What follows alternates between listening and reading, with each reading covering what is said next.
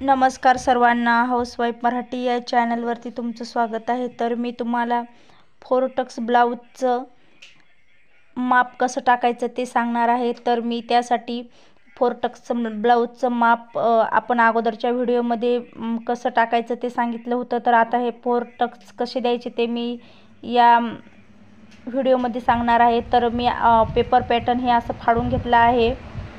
तर मागचा मुंडा अगोदर कापून घ्यायचा आहे, पुढचा मुंडा नंतर कापायचा। अगोदर मागचा कापून घ्यायचा, नाहीतर सोबतच कापला जातो। नंतर मागचा आणि पुढच्या भागाचे असे 2 भाग करून घ्यायचे आहेत। तर मागच्या आणि पुढच्या भागाचे असे 2 भाग करून घ्यायचे। तर मी हे 2 भाग करून घेतले आहेत। नंतर मागचा भाग साईडला ठेवून घेते। तर मी या पुढचा गळा कापून घेतला।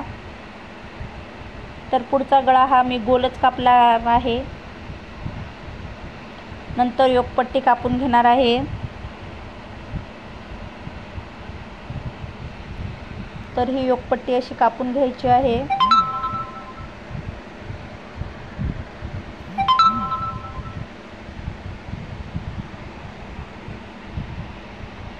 तर योकपट्टी आणि मी पुढचा गळा हा कापून घेतला आहे। नंतर योकपट्टीच्या याच्यावरती मी 3 छातीचा दावा घेणार आहे। तर 3च्या छातीचा दावा हा 3 इंच आहे। तर मी टक्सच्याच रेषेपासून खाली वरती अर्धा इंच घेतला आहे। तर वरती अर्धा इंच घेऊन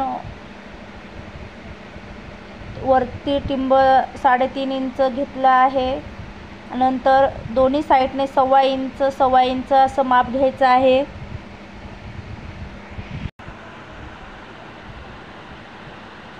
नंतर टक्सच्या लाईनीपासून खाली 2.5 इंचावरती एक पॉइंट द्यायचा। नंतर सरळ ही रेष 1.25 इंच आपण जे मार्जिन घेतलं होतं ती सरळ रेष खाली जोडून घ्यायची।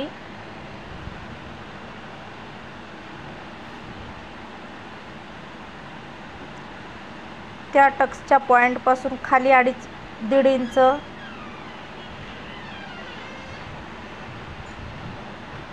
खाली सरळ रेष मारून घ्यायची।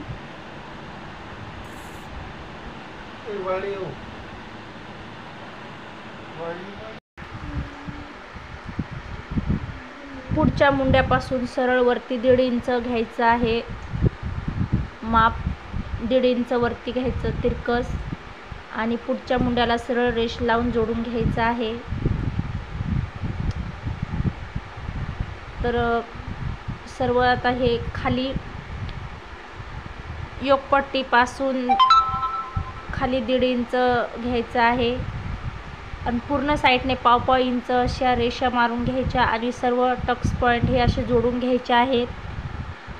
चॅनलला जर सबस्क्राईब केलं नसेल तर लगेच सबस्क्राईब करून घ्या। जेव्हा मी माझ्या चॅनलवरती शिवणकामचे जेव्हा व्हिडिओ टाकेल तेव्हा तुम्हाला पण बघायला मिळतील खूप साध्या सोप्या भाषेमध्ये। तर नक्की सबस्क्राईब करून ठेवा आणि व्हिडिओ जर आवडला असेल तर लाईक करा, शेअर करा आणि सबस्क्राईब करायला विसरू नका। तर 1.5 इंचचे असे हे टक्स माप असे जोडून घ्यायचे आहेत आणि खाली योकपट्टीच्या खाली 1.5 इंचचं मार्जिन घेऊन हे टक्स पॉइंट जोडून घ्यायचं आहे। तर 4 टक्सचे हे असे माप मी खूप साध्या सोप्या भाषेमध्ये तुम्हाला सांगितले आहेत। तुम्हाला जर हा व्हिडिओ आवडला असेल तर कमेंट करून सांगा। तर वरती 1.5 इंचचं माप घेतलं आहे मी। नंतर पुढचा मुंडा हा कापून घ्यायचा आहे, नाहीतर पुढचा मुंडा तसाच राहून जातो। तर व्यवस्थित ध्यानाने हा पुढचा मुंडा पण कापून घ्यायचा आहे, नाहीतर कधी कधी हा पुढचा मुंडा कापायचाच राहून जातो।